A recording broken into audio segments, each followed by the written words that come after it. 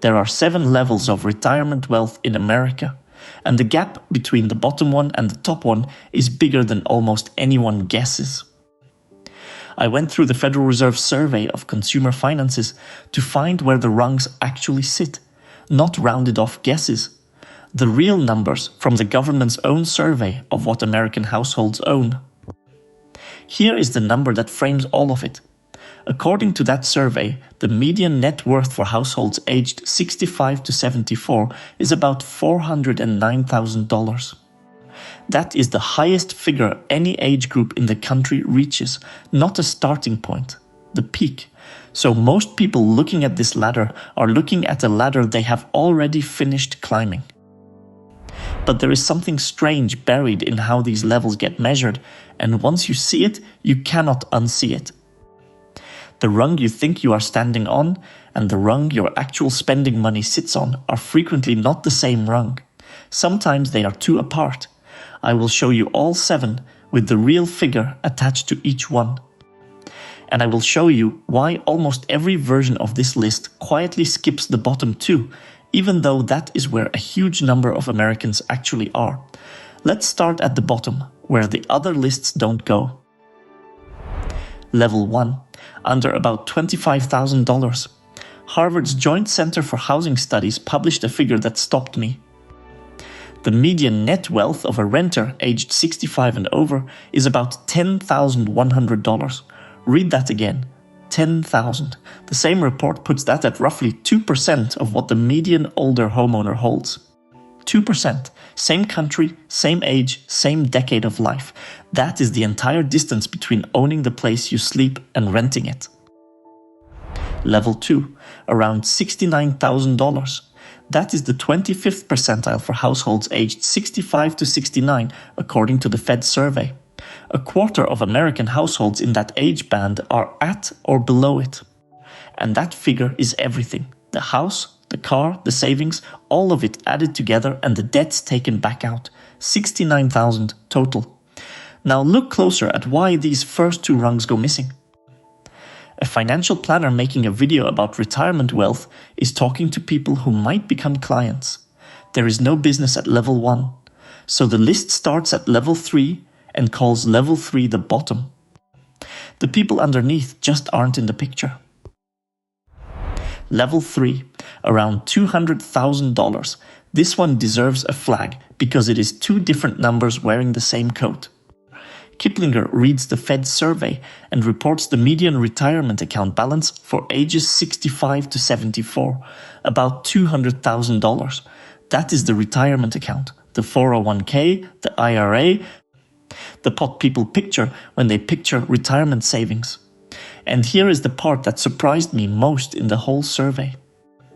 Only about 51% of households in their mid-60s to early 70s had money in a retirement-specific account at all in 2022, just over half. So when you hear an average retirement balance quoted anywhere, remember it is describing the half of the country that has one. Level 4, around $410,000, the median, the middle of the whole thing. This is the peak I mentioned at the start, and it is worth sitting with. Reach here and you are, statistically, the typical American retiree at the best moment of their financial life. Now watch what happens when you open it up. The National Council on Aging puts median home equity for Americans aged 65 and over at about $250,000. Investopedia reports the same figure and notes it is up 47% from before the pandemic.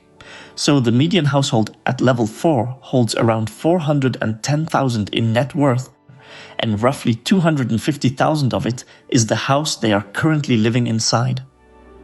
That is the thing I said you could not unsee. The ladder everyone ranks people on is a net worth ladder. And for this age group, net worth is mostly a building. A building does not buy groceries. You cannot spend a hallway. Level 5, around $1.2 million. That is the 75th percentile for this age group. 2 separate sources land on it, which is why I am willing to say it out loud.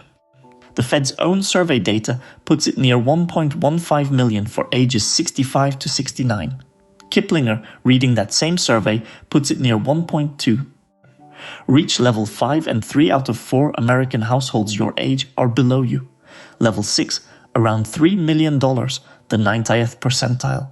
Roughly 1 household in 10 aged 65 to 74 is here or above. And notice the jump.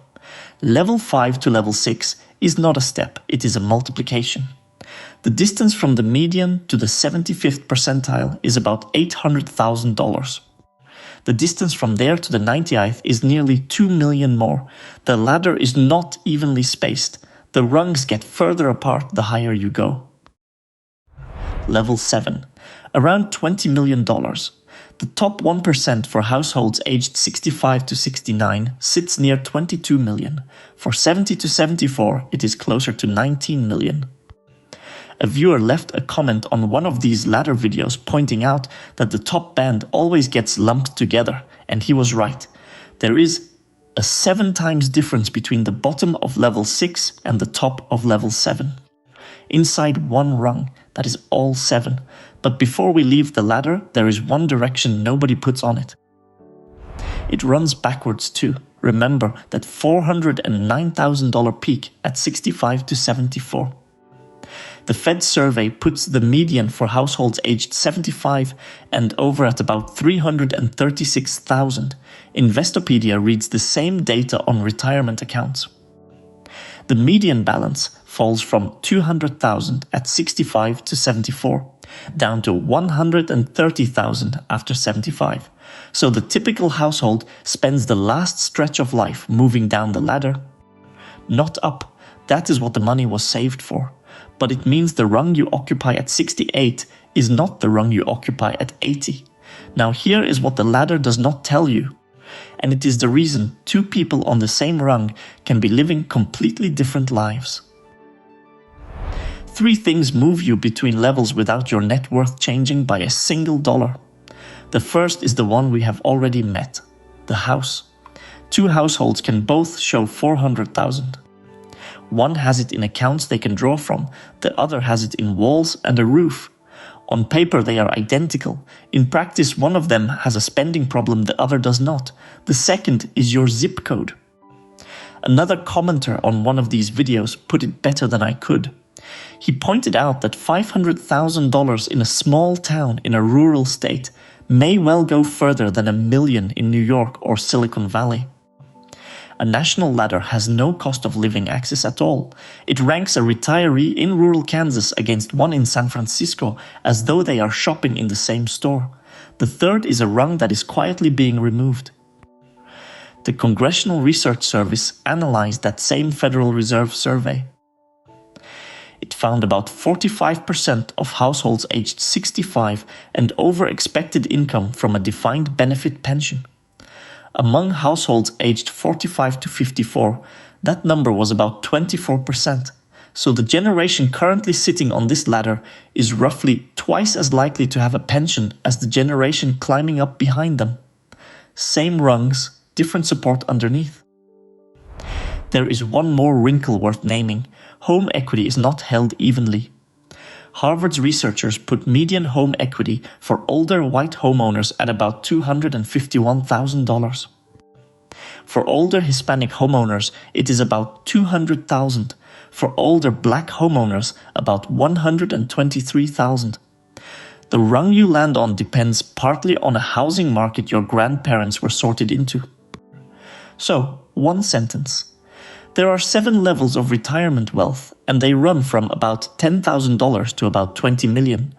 But the number on the ladder is not what decides where a household really lands. What decides it is how much of that total can actually be spent, where it gets spent, and whether a pension is sitting underneath it. Knowing where the real rungs sit is useful for one plain reason. It replaces a feeling with a number. Most people carry around a vague sense that they are behind, built out of nothing but other people's kitchen extensions and holiday photos. The Federal Reserve has actual data on this, and now you have seen it. I would like to know one thing from you. Of those 3 hidden factors, the house, the zip code, and the pension, which one do you think moves people the most rungs? Tell me in the comments and say why.